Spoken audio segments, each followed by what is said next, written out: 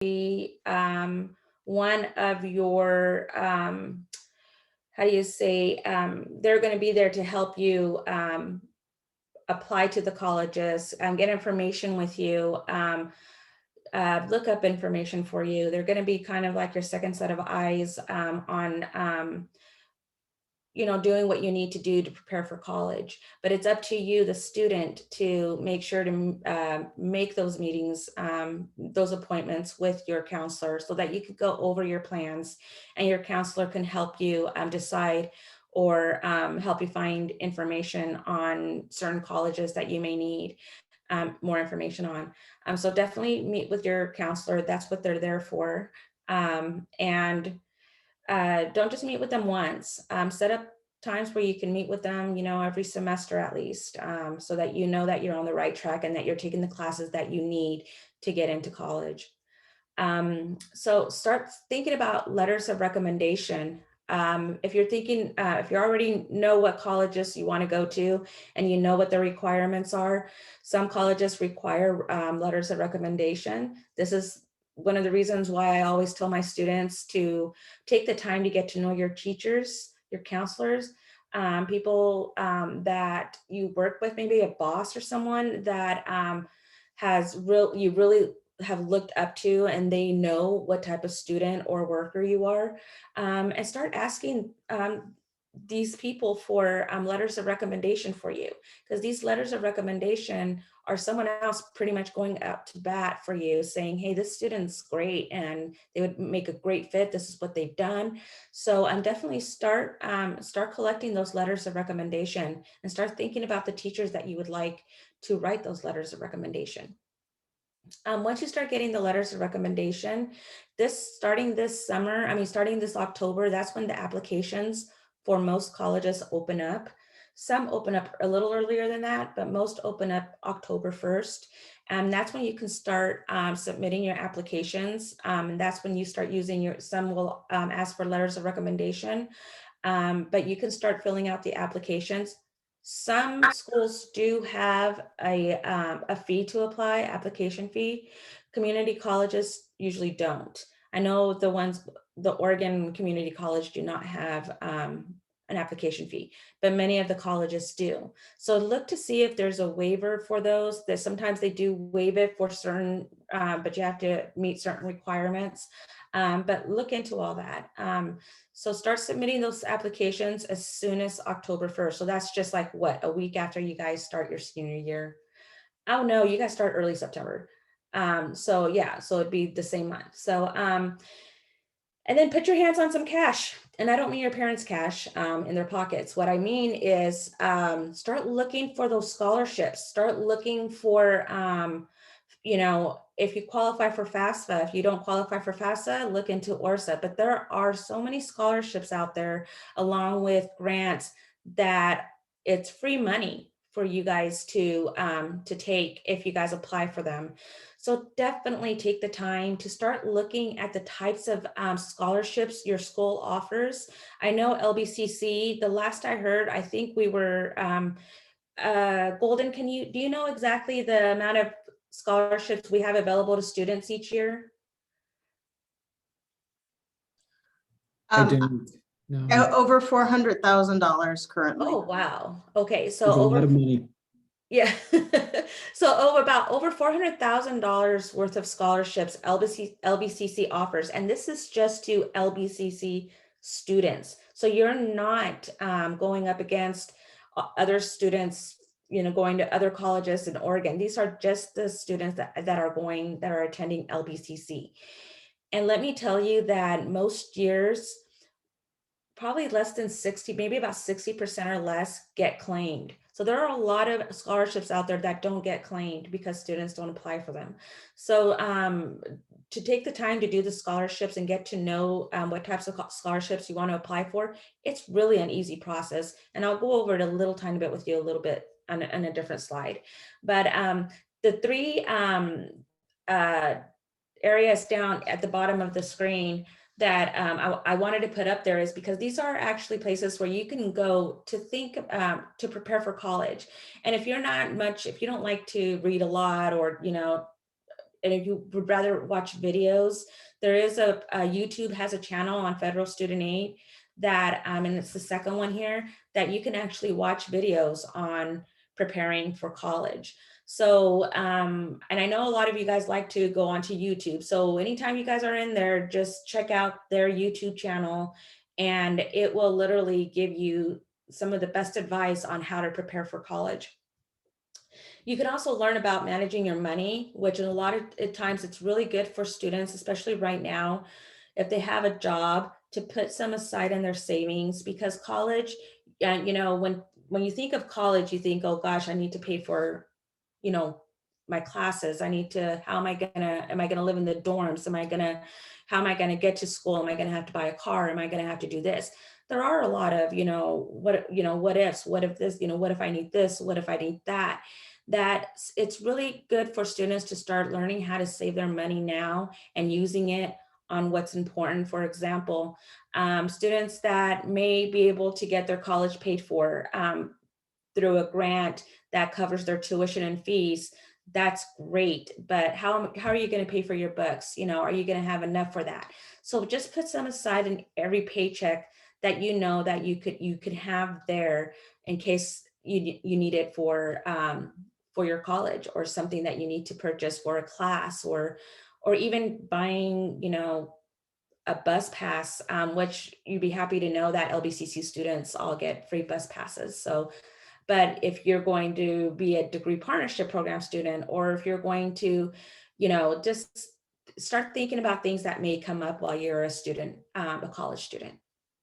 You can also check out Know How to Go, which has some of the steps that I mentioned earlier today, and kind of goes more into detail and depth of what those steps are and what you could do to take action and be ready for college. So financial aid. Financial aid is what we call FAFSA. FAFSA is when we tell you to go apply for FAFSA or financial aid, that's where you're going to go. You're going to go to FAFSA.gov. Basically, they are the financial aid hub of the entire United States. So it's not just Oregon, it's every single state. Students will go to FAFSA to apply for financial aid assistance. The reason why I tell you this is because that's one of the biggest reasons why we tell students to apply as soon as the application opens. And the reason is because every school is given a set amount of financial aid assistance through FAFSA. So let's say LBCC gets this, I'm just making up these numbers. Let's say they get 2 million for grants to pass out to their students and stuff. Once those are done, or once students start applying to financial aid, they start awarding those students as they get the applications in. And if a student waits until the last minute to apply for fall term, or the next year, then chances are they may not get the full amount of what they qualify for. And that's different in every school. So it just depends on how many students at that certain school are applying for financial aid. But I can tell you that in community colleges, most of our students are do apply for financial aid. So if you're thinking about going to a community college, the sooner you apply, the soonest, when the application opens October 1st, that's when you should be applying for financial aid. Scholarships. You can actually apply for scholarships every term, depending on, what term you're applying for. So this last term, we just closed the application for students that are coming in for this fall term. So for next year, you guys will be applying for scholarships in the winter term, for scholarships that will be awarded for fall term students, starting fall term 2022. So it's going to be good for you guys to start checking out our scholarship webpage, to start seeing what types of scholarships are out there. And it's really simple. It's just one application that you guys have to fill out.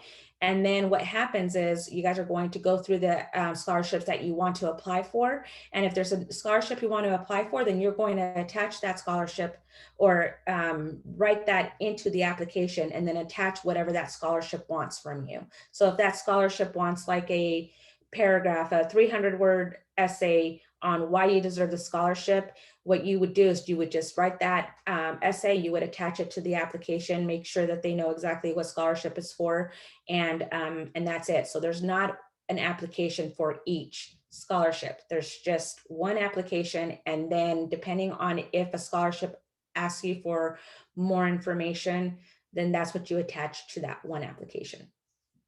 Then we have the Oregon Promise. The Oregon Promise is a federally, a grant that was given to the state of Oregon for students who are planning on going to community colleges. And it pays up to 2 years of your community college. What that means is it's going to pay about 12 credits. I believe they have it at 12 credits a term, and they'll pay for your tuition and fees.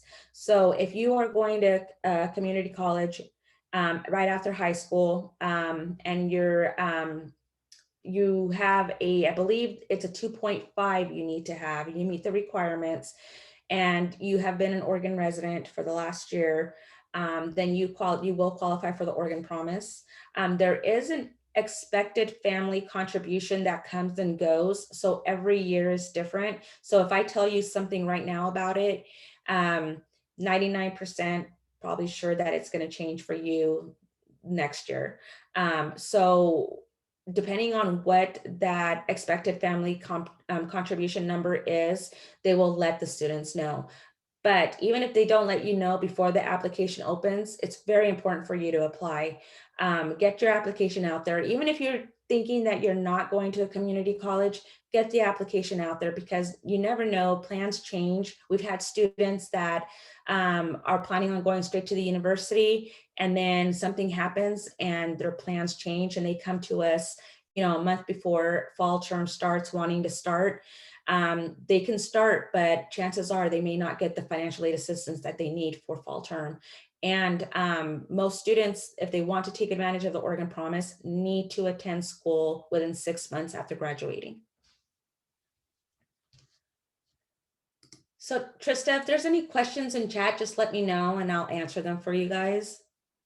So the application deadlines for community colleges. Community colleges don't really have application deadlines. They're very close to the start of the terms. Usually I would say within 3 weeks of the term start date. But we do have something that we call the Roadrunner Advantage that we started doing about a couple years back. And what it is for any student that applies to LBCC before November 30th of this year, they will get priority registration, which I know students may think, well, what is that good for? Why do I want priority registration? Well, you will know once you start going to college that freshmen are at the bottom of the list for the 4 years that you go to college. The seniors are the first ones that get to pick out their schedules every year, then juniors, then sophomores, and then the freshmen. So if there are classes that you need to take at a certain term, they may fill up fast. So when you get priority registration, this is putting you up front above the other students that wait to apply. And this will allow you to register for early so that you can come up with a schedule that is going to work for you. Whether it's going to school just on Mondays, Wednesdays, and Fridays, or Mondays and Wednesdays, or Tuesdays and Thursdays, you will have a better opportunity to coming up with the schedule that you want. Universities, they have deadlines too, but they also have early application benefits. So the earlier you sign up or apply to their school, qualifies you for certain scholarships only offered to those students. So definitely check the school that you want to apply with. If it's not LBCC, OSU, U of O, any of the other universities, and make sure that you know the deadlines, because those are very, very strict deadlines. And if you don't meet them, then chances are you're going to have to wait, or you're not going to be part of that scholarship pool. So definitely check on the deadlines. Let's see. Sorry about that. Let's see. So the first thing that you should be thinking about right now, besides everything that I just talked to you about, is creating an FSA ID. And the reason, and what this is, it's an electronic signature pin that you create on the FAFSA.gov. website, and FAFSA.gov is where you're going to be applying for financial aid. But before you can apply for financial aid, they ask you to create an FSA ID, which this is going to allow you to actually sign and fill out the form and sign and submit it online versus printing it out and mailing it, which takes a lot longer. So that FSA ID is going to help you do that every year. You only have to do it once. You use the same FSA ID every year. Every time you sign up you apply to financial aid. It's also going to allow you to sign promissory notes, anything that's associated with financial aid that they need to get back in a timely manner. Instead of printing it out, sending it in and mailing it in, you're going to be able to do all that electronically with your FSA ID. Now, keep in mind that you're going to need parents' information to help you fill out your application, your financial aid application. So your parents, if they want to be able to sign electronically too, they are going to have to create an FSA ID too, if they haven't done so already. That's the only step that they need to take for you in filling out the application. And then once you start filling out the application, again, you're going to need your parents' information for financial information, taxes for in your case, you're going to be applying for 2022. So you're going to need financial aid, W-2, what is it? The tax forms for 2021. Is that correct, Golden? The tax information for 2020. Oh, so 2020. Okay. So yes. So when you guys start applying this this October, you will need to have your parents' tax information for 2020. So what you need to create an account will be your social security number. They're going to want you to have a mobile phone number and or email address. Once you have that, you can go to the link here to create your FSA ID. Usually, I believe Michelle tells you to start doing this once you graduate high school this summer. So I don't know if there's a time that it opens up, but anytime after you graduate, just take 10 minutes to go in and create yourself an FSA ID so you have that ready, so that when you go back to school and you start working with Kim again and they walk you through the FAFSA, you have that all set up. So for students that, hold on just one second. So what you can, I have this here. So for students that do not meet the requirements, don't have a mobile or social security or email, any of that information, they can actually fill out the ORSA. It's an alternative to the FAFSA. And these links here are links so that you can get more information on how to fill out the ORSA. It's pretty much the same as the FAFSA. It just doesn't require you to have these documents up here. So let's see.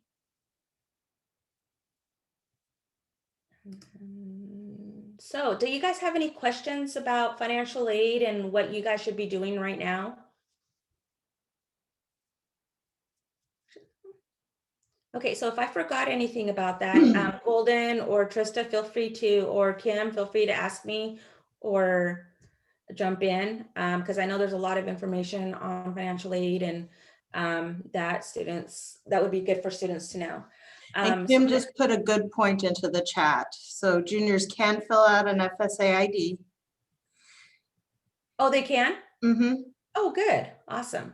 So yeah, so you can actually start creating your FSA ID now and write that down somewhere that you're not going to forget it and that it's not going to be, where everyone else can find it. So, and keep that information in your college folder so that when you do start applying, you have it right there ready to go. Oh, go ahead. So Claudia, also, that's a good tip in itself for students that know they're pursuing college or an experience, is to create that file. There Correct. are many times you're going to need to access certain passcodes or what email you used. And Yeah. even with the essays, there's no need to rewrite an essay every time. You're going to keep your essay and tweak it. Mm-hmm. So Exactly. And those essays, like I said, there could be 3 different scholarships asking you the same question, that you can use that same essay for those 3 scholarships. And like Kim said, tweak it to match that scholarship. So, and then those kind of things you can start writing now. I always tell students that that starting high school, your freshman year, you should start keeping a journal on stories about yourself, stories that you can share when you do want to use them or apply to scholarships, to make you stand out. So it's really good to have like a file on your desktop called, my college information. And then every time you apply for something, you could just drag that information into that file so that you have it right there anytime you need it. I have 2 daughters that are in college right now, and they both have college files on my desktop. And believe me, it's helped me a lot. So yeah, that is a definitely good idea to do, especially to be more prepared and have everything in one place. and then in the chat, I was just wanting to clarify that juniors could fill it out. So I don't know that for sure. I believe that there's a place you just have to make sure that you put in the year you're graduating. And Okay. so I will look into that just to make sure. Okay. And please note, students, that your parent is probably going to want to sign it electronically, and they will have to have their own account. They can't go onto yours and do it. It won't work. Yeah, Thank they will you. have to have their own FSA ID that they will use in your application to sign your application with you. So, okay, so I'm just gonna talk a little bit about LBCC too, and feel free to ask any questions. For those of you that know LBCC, we are located in Corvallis, Albany, Lebanon. We have a small office in Sweet Home. LBCC offers more than 80 degrees and certificates, anywhere from 16 weeks to 2 years. You can go into a career and technical education field. You can also go for an associate of applied science or certificates or short-term. These are all actually career and technical education degrees. Short-term training, that would, I believe those would include some of our healthcare occupations. Associate of Applied Science, our AAS degrees, those are 2-year degrees that you can get anything from, if you're thinking about non-destructive testing, welding, another one would be culinary arts. We have many to choose from, and you have, they're 2 years or less. So you can also get certificates in some of these areas, or a 1-year degree or certificate in some of these 2-year degrees. And this is just some of the programs that we study that fall under the CTE programs.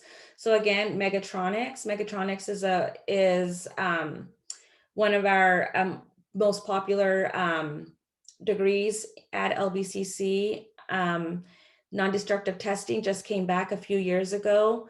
Used to be called metallurgic engineering. These are all CTE programs or degrees that are in high demand right now around here in Albany, Corvallis, and other areas.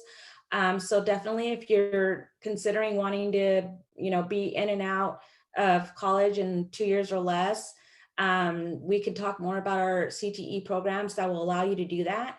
We also have nursing that falls under our healthcare occupation programs under CTE. However, even though it is a 2-year program, most students end up going to school if they're not prepared in high school or have taken the requirements or to even apply to the program. So it does take a little longer for a nursing degree at LBCC unless you have done all the requirements needed from their bulletin. So if you're interested in one of the healthcare occupations and you think that you're going to be able to start it right after high school, it is very, very important for you to meet with your counselor or meet with Trista or I, and we can go over all the requirements that need to be done before you even apply to that program. And it's doable. I'm not saying that, you know, it's going to take you years to do this.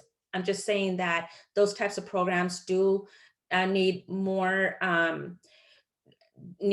time to get into the program. So definitely reach out to us and we can go over the requirements for you.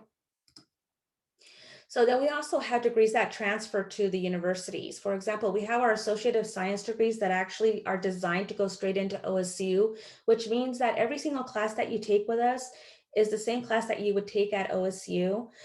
We have many students that are degree partnership students that are taking classes that are actually OSU students, but that take all of their classes for the first 2 years at LBCC because one, they're cheaper. Two, they're smaller class sizes, so you're going to get more of that one-on-one attention. Three, it saves them a lot of money that they are going to need if they want to live in the dorms or pay for their classes at Oregon State. So there's a lot of pros into going into being part of the degree partnership program or starting at a community college, getting your first 2 years done, and then transferring over to a university. Then we have our Associate of Arts Organ transfer degrees. Those are more flexible, so those will transfer to any of the other organ institutes that you want to go to, U of O, Portland State.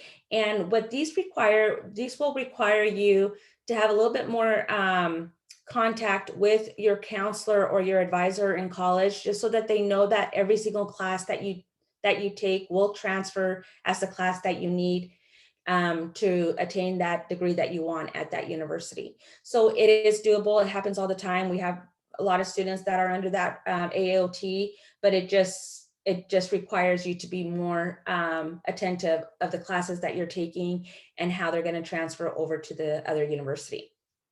And then for those students that come in thinking, well, I don't even know what I want to do, but I do know I want a degree and I want to go on to get a 4-year.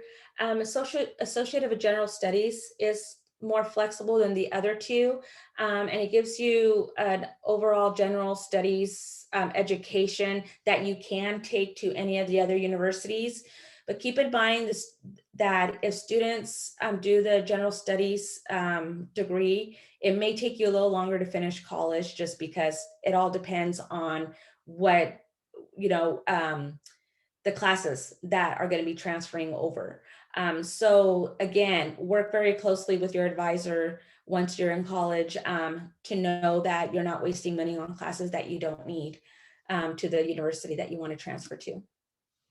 And then here's just a glimpse of some of our transfer degrees. We have education, which is awesome. It transfers to, like I said, most universities, but we do have the degree partnership programs with OSU, Western Oregon. We also have one with Oregon Tech, OIT. And so if you're even planning on going to any of those schools, definitely any of the programs that we offer here, you could finish at the schools that you want to attend. So services, all students get student services at the university or colleges wherever they go. And it's really important for students to take advantage of these services because they're there for you and they're there for your success. For example, at LBCC, we offer 3 hours of free tutoring a week. So let's say you have to take a math class for your degree and you just do not like math and you know you're going to need help and you're just not wanting to take it. Well, we could get you a tutor that will help you with your math. They won't do your math for you, but they will help you.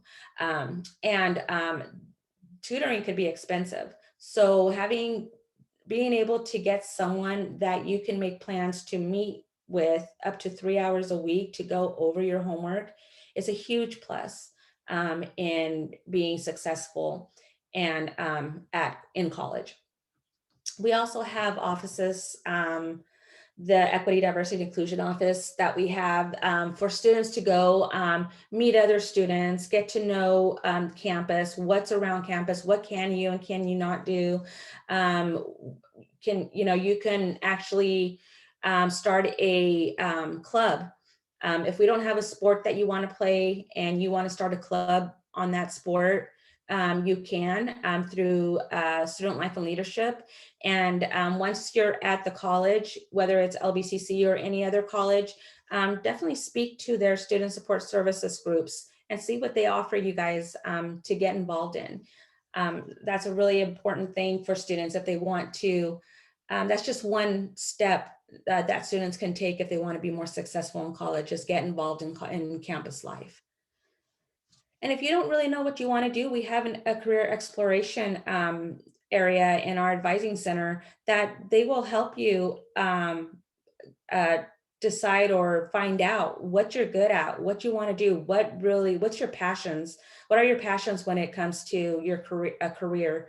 They can help you search for, a job, or find out what you would be really good at. So definitely take advantage of that, especially your first year, because your first year you're going to come in and you're going to start taking your classes that you need for like your prereqs and all that kind of stuff. So you have a little bit of time to decide what direction you want to go to. So definitely take advantage of going to see our career exploration specialist, and they will help you on that roadmap.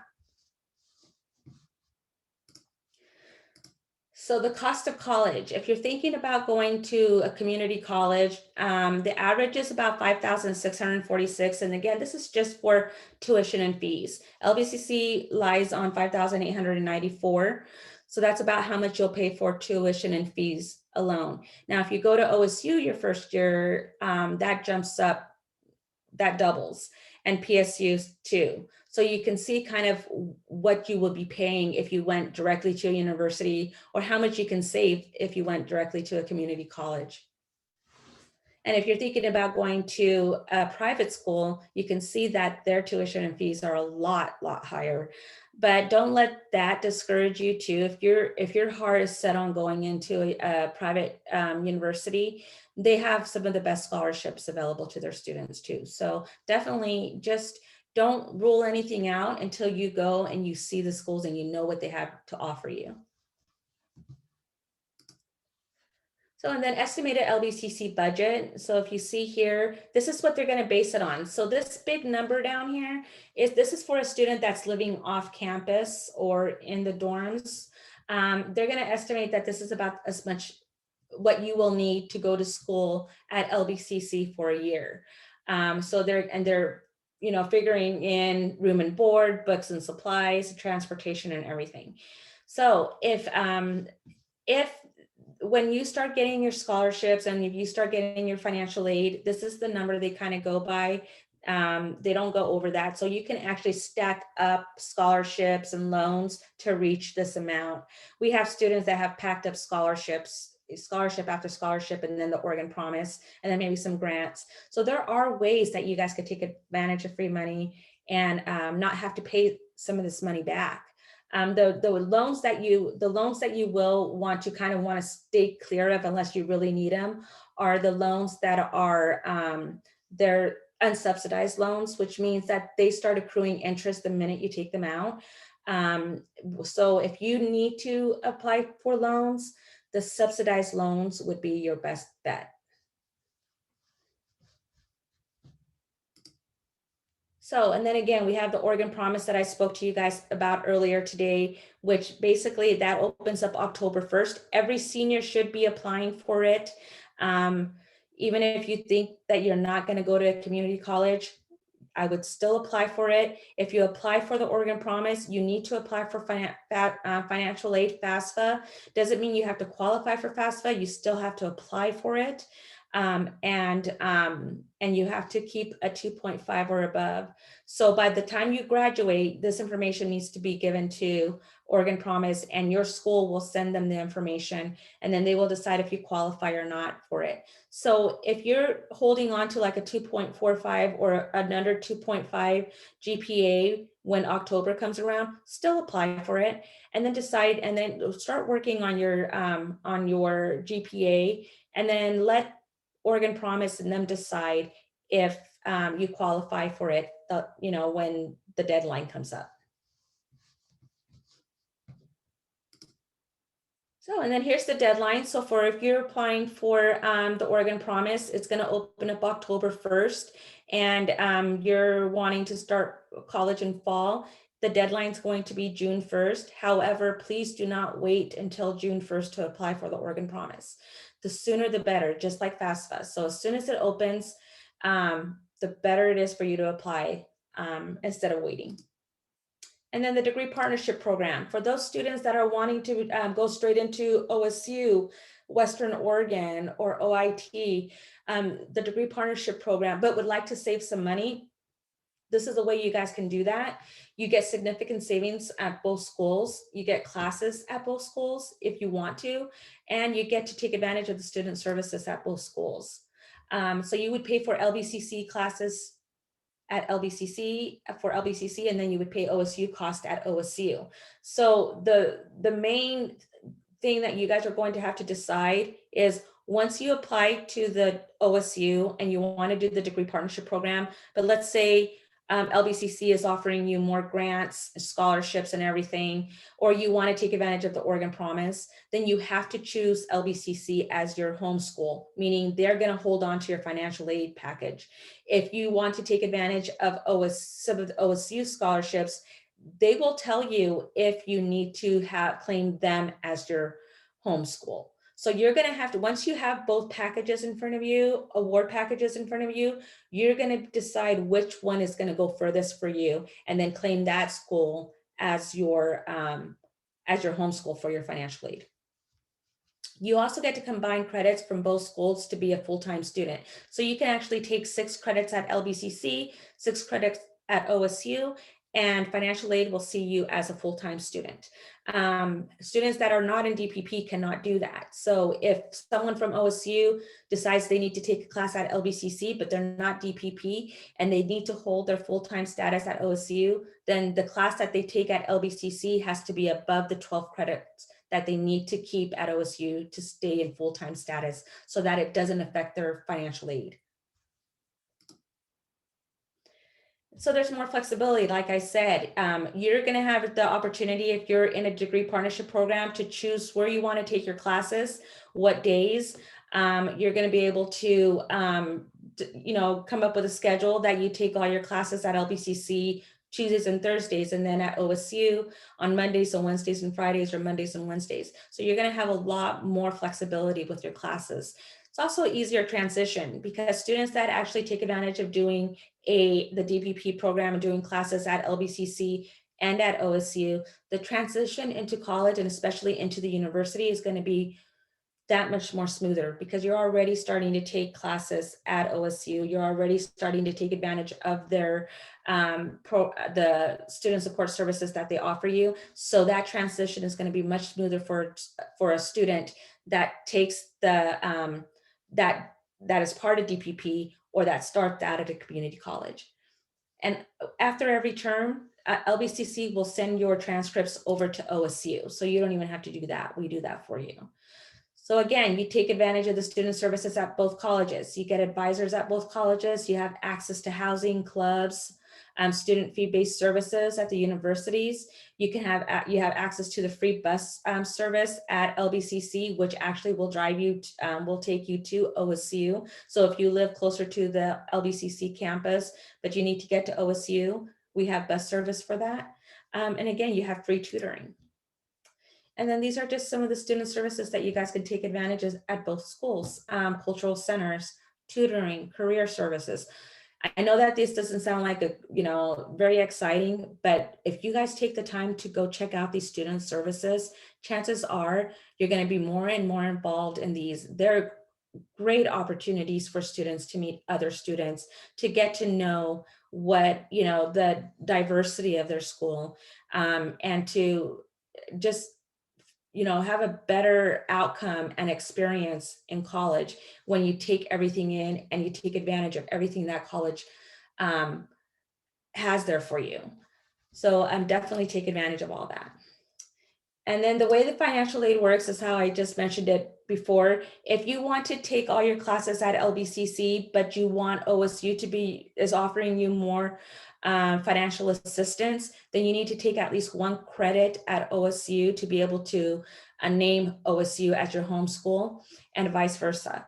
So if you want LBCC to be your home school, you need to take at least 1 credit at LBCC for it to be your, to claim it as your home school, but you need to take at least 6 credits to be able to do like the Oregon Promise. So if the Oregon Promise is more, if they're offering you more than the grant that OSU is offering you, then you definitely want to keep LBCC as your home school. And we're here to help you figure that out too. So if the time comes when you guys start getting your awards and what they're offering you, you reach out to your counselor, reach out to one of us. We'd be more than happy to help you figure out what would be the best road for you to take. And again, it includes LBC University of your chosen filing on FAFSA. So when you fill out your FAFSA, even if you don't think that you're gonna go to LBCC or you might want to be part of the DPP, just include us in your FAFSA. So there's going to be a section that says, what schools do you want us to send this information to? You want to definitely include the community college and the universities, any ones that you are thinking about applying to. Otherwise, you're going to have to go in there later, and it might kind of prolong the time that you get awarded. And then how to apply. So students that want to start straight out of high school into the DPP program or want to start at OSU or WU or OIT, you guys, when you apply to their schools, there's going to be a section in their application that asks you if you want to be part of the degree partnership program. So that's how you would apply to the degree partnership program. Now, keep in mind that sometimes when you apply to universities, it takes a little longer for them to get back to you or to get a reply back or an acceptance letter. So what we tell students is, if you're really considering going to LBCC too, or taking advantage of this program, just apply to LBCC when the application opens. And once you're accepted into the university, they will send us your information, and then we'll just combine the 2 accounts. But the reason why I say that is because, for example, if you don't get if we don't get your information before November 30th that you've applied to OSU as a DPP, then you're not going to qualify for the priority registration for students that apply before November 30th. So that's why it's important for you to apply to the community college and apply to the DPP at the universities, and then let them combine the 2 once they accept you into their college. And then if you have more information about the degree partnership program, you can call the DPP or email DPP at dpp@lynbenton.edu, or you can call their number. You would probably get a faster response by emailing them. So does anyone have any questions? So this is just a fact. It's public 2-year. So students who start in public 2-year institutions and co-enroll have higher rates of bachelor's degree attainment and persistence at 4-year institutions than their counterparts who do not enroll. So being part of the DPP or starting out at a community colleges actually increases your chances of attaining that bachelor's degree at the end for your end goal. And if you guys have other questions, you guys could feel free to contact me anytime. And I'd be more than happy to talk to you guys one-on-one. Do you guys have any questions for me? Did I go too fast? You did good, but so do we have to attend 2 of these to get a full credit, or is it just 1 class total? Is that a question for you, Kim, or? Yeah, it's for Miss St. Clair. Oh, are you talking about in order to be credited towards the new personalized learning requirement? Yeah, Those, the details are coming out. I think there's a total of 10 hours that are spent doing things like this, doing job shadows or internships. You'll get all of that information before